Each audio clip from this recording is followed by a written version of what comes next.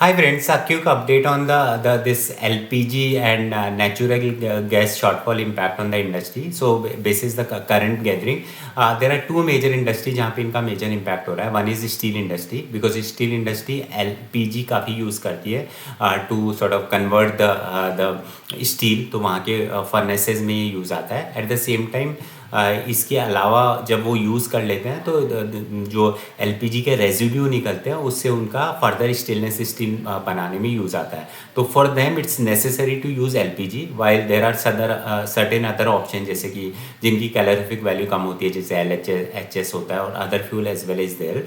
But steel industry insist कि हमें LPG ही use करना है और उसके लिए वो इंगेज भी कर रहे हैं ऑयल मिनिस्ट्री एंड सबसे कि they want to use the LPG. Second major industry जो इम्पैक्ट हो रही है LPG की शॉर्टफॉल की वजह से other than household that is fertiliser. So fertiliser में कैसा होता है कि एक तो हमारी 40% फर्टिलाइजर की जो डिपेंडेंसी है वो इम्पोर्ट पे है एंड मेजरली वो मिडिल ईस्ट से आता है जो आपका वेस्ट एशिया क्राइसिस है.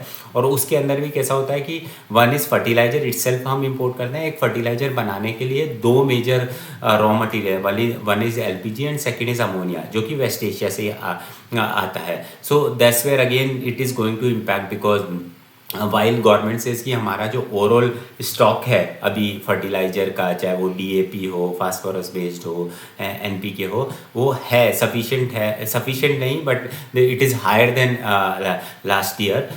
बट इवन देन अगर ये क्राइसिस चलता रहेगा तो obviously it will impact us and उसके केस के अंदर फिर government has to shell out more subsidies. So जो हमारा फर्टिलाइजर का सब्सिडी होता है वो इन जनरल 1.7 लाख करोड़ होता है एक साल के अंदर. बट अगर ये क्राइसिस चलता रहा और अगर LPG नहीं आया और अमोनिया नहीं आया तो government has to give more subsidy to the extent of 25,000 crore for fertilizer for considering this kharif season is on the sort of starting. So that's where it can impact. So these are the two major sector which is getting impacted through the LPG. One is steel and second is fertilization. Thank you.